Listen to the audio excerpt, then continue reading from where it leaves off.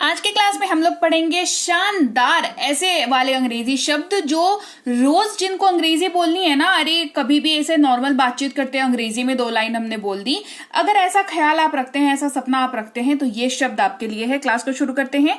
आप देख रहे हैं संदीप इंग्लिश अकेडमी, मैं हूं प्रीति मैम। सब्सक्राइब करके बेल नोटिफिकेशन ऑन कर दीजिएगा ताकि आगे की आने वाली क्लासेस की नोटिफिकेशन आपको टाइम पर मिलती रहे और आप समय बांध करके अपने इंग्लिश की रिविजन कर पाए। क्लास को शुरू करते हैं।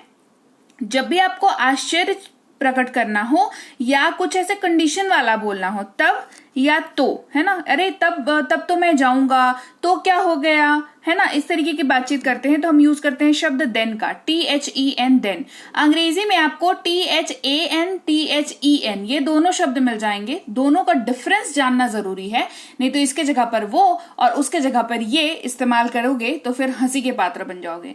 जहां पर ई लगा होता है, देन जहां इसका उच्चारण होता है, देखो मैं इसलिए कहती हूँ उच्चारण बहुत इंपॉर्टेंट है ना, तो देन जहां पर है लगा हुआ वो हमेशा कंडीशंस के काम आता है। तब मैं आऊंगा, आई विल कम देन, जैसे कि अगर तुम लोग उसको बुलाओगे या वो अगर पार्टी में आएगा तो मैं आऊंगा, है ना। तो कंडीशन हमने पहले लगा दी, उसके बाद हमने बताया, हमने हामी भरी कि हाँ ऐसा होगा, ऐसा मैं करूंगा या करूंगी, ठीक है। तो कंडीशन के बारे में बात किया हमने, तो THEN देन का इस्तेमाल किया। अब देन की बात करते हैं। मैंने बताया 2 शब्द होते हैं अंग्रेजी में, एक की स्पेलिंग THEN होती है, एक की स्पेलिंग THAN होती है। और ये इसको याद रखने का सबसे बेहतर तरीका है कि ये अपेक्षा के लिए इस्तेमाल होता है। से जो है वो वर्बली इसको हम लोग बोलने में यूज करते हैं, लेकिन ये हमेशा अपेक्षा, अच्छा इसको थोड़ा नॉर्मल शब्दों में समझते हैं।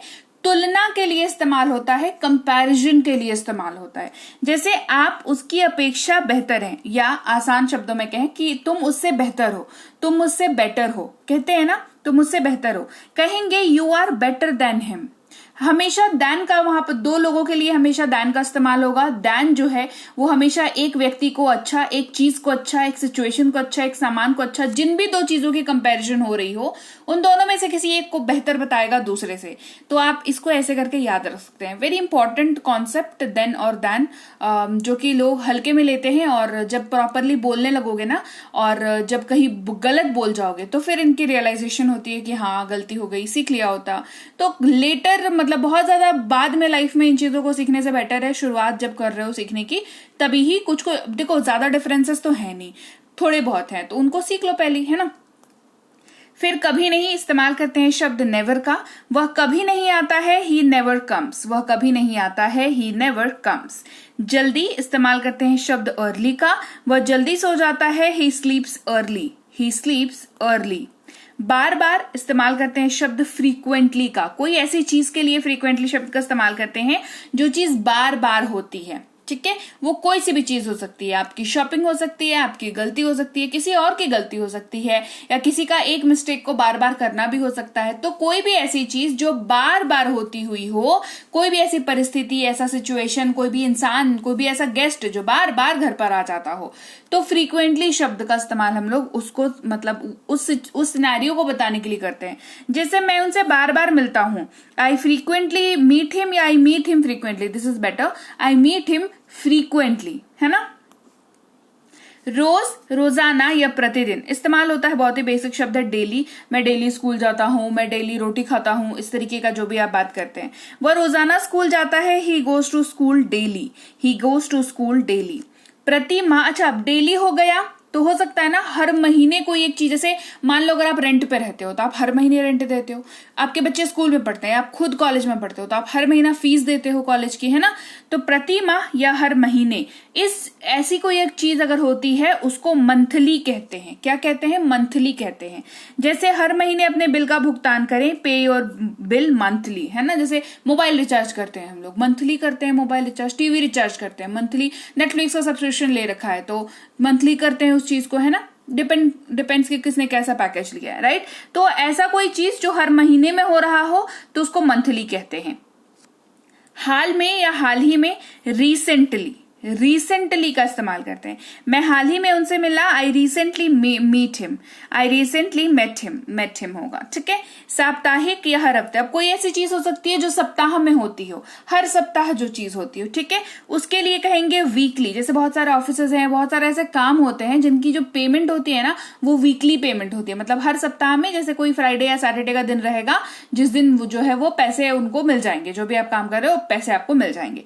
तो ये क्योंकि हर सप्ताह में हो रहा है तो ये सप्ताह को अंग्रेजी में कहते हैं वीक, ये कहलाएगा वीकली, ठीक है। इसकी साप्ताहिक फीस 200 रुपए है। It's weekly fee is 200 rupees. ये तो मैंने जस्ट एक एग्जाम्पल के लिए लिया है। मोर और लेस मैं आपको ये समझाना चाह रही हूं कि कैसे हम लोग वर्ड वीकली का इस्तेमाल करते हैं।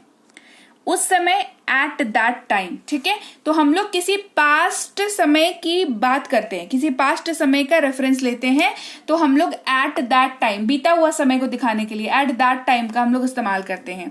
उस समय वह आया, at that time he came, at that time he केम।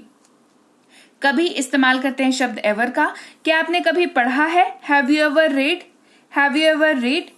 से पहले इस्तेमाल करते हैं शब्द बिफोर का। किसका इस्तेमाल करेंगे, इस्तेमाल करेंगे शब्द बिफोर का। 6 बजे से पहले घर आ जाओ, कम होम बिफोर 6। 6 बजे से पहले घर आ जाओ, कम होम बिफोर 6। देखो, बिफोर आप ऐसे वाक्यों में लगाते हो जहां पर आप कोई एक कंडीशन भी देते हो। जैसे यहां पर टाइम की कंडीशन है कि 6 बजे से पहले घर आ जाओ, है ना, तो कंडीशन क्या दी कि 6 बजने से पहले घर आना है ना। या कह सकते थे कि शाम होने से पहले घर आ जाओ, तो अगेन यहाँ पर कंडीशन हमने दे दी कि शाम। अब शाम का टाइम देखो अलग अलग हो सकता है, बट इन जनरल जो है हम लोग का सबका तो सनसेट ही हम लोग मान के चलते हैं ना। तो शाम से पहले घर आ जाओ, तो अगेन हमने एक कंडीशन दे दी। वो कंडीशन क्या है, सनसेट की कंडीशन है। मैं खुद या मैंने खुद या मैंने स्वयं, माई सेल्फ का इस्तेमाल करते हैं। मैंने खुद इसे पूरा किया, I completed my self, I completed this my self. हम या हमें इस्तेमाल करते हैं अस का। हमें कभी भी बुलाओ, कॉल अस एनी टाइम, ठीक है। अब समझो अस का इस्तेमाल जो है वो कहां पर होता है। आप पहली बात तो ये जान लो कि अस का इस्तेमाल सिंगल व्यक्ति के लिए नहीं होता है, ये एक से ज्यादा लोगों के लिए इस्तेमाल होता है। पहली चीज, एक से ज्यादा वो कितने भी हो सकते हैं, ठीक है। मान लो आप लोग फैमिली में 4 मेंबर हो और चारों मेंबर के लिए आप बोल रहे हो कि हाँ हमें कभी भी बुला लेना, या 4 दोस्त हो, 4 दोस्त के लिए आप बोल रहे हो कि हाँ हमें कभी भी कॉल कर लेना, हम लोग आ जाएंगे। तो पहली चीज, एक से ज्यादा व्यक्ति के लिए इस्तेमाल। दूसरी चीज, आप खुद उन व्यक्ति का ग्रुप का हिस्सा हो तो आप अस वर्ड का यूज आप करोगे, ठीक है। जैसे ही एज सून एज का इस्तेमाल करेंगे, जैसे ही मैं वहां पहुंचा, as soon as I reached there. कुछ नहीं, नथिंग शब्द का यूज करते हैं, उसके बैग में कुछ नहीं है, he has nothing in his bag.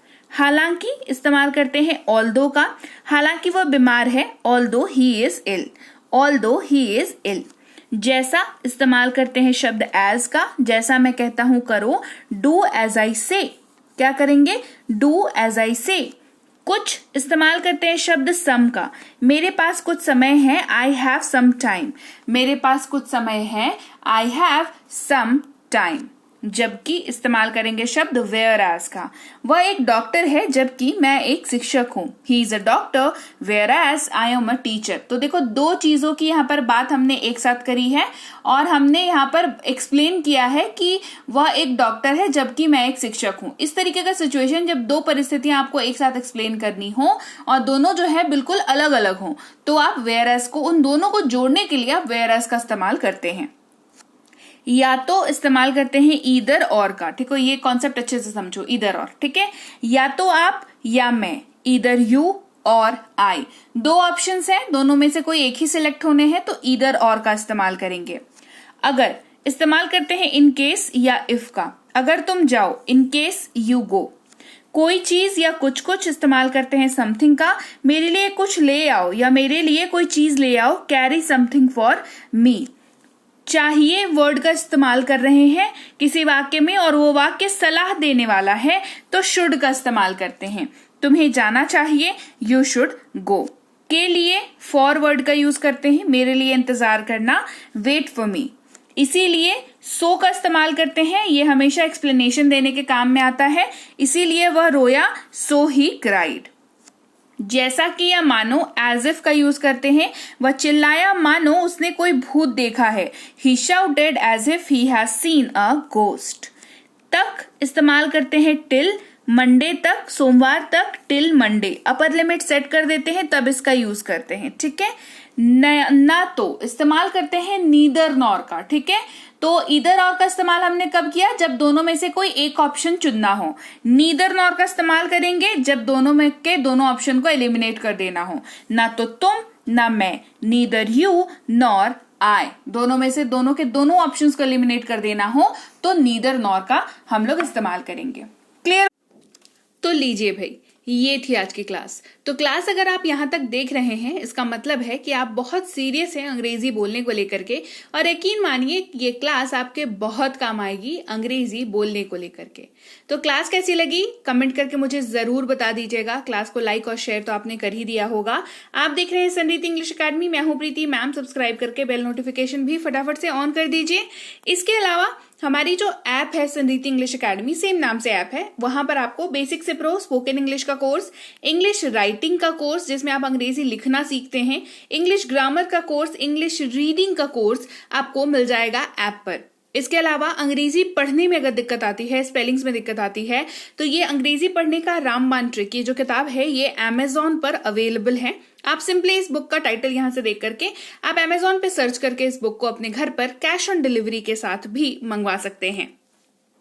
इसके अलावा अगर आपको ई बुक्स की जरूरत है, तो चाहे वो वर्ड मीनिंग की ई बुक हो, टेंसेस की हो, आपके स्पोकन इंग्लिश की हो, ग्रामर की हो, या मिनी स्पोकन इंग्लिश स्ट्रक्चर्स की हो, जो कि क्विक रिवीजन का आपको मौका देती है, क्विक समझने का आपको मौका देती है, ये सारी की सारी ई बुक्स जो है हमारी ऐप पर अवेलेबल है। ऐप में जाकर के आप इनको इजीली वहां पर ले सकते हैं। इसके अलावा हमारी क्लास, हमारी पेड क्लास या किसी भी तरीके की अंग्रेजी को लेकर के समस्या अगर आपको आ रही है, तो इस नंबर पर व्हाट्सएप मैसेज करके आप हमारे साथ संपर्क कर सकते हैं, हमारे ग्रुप में जुड़ सकते हैं।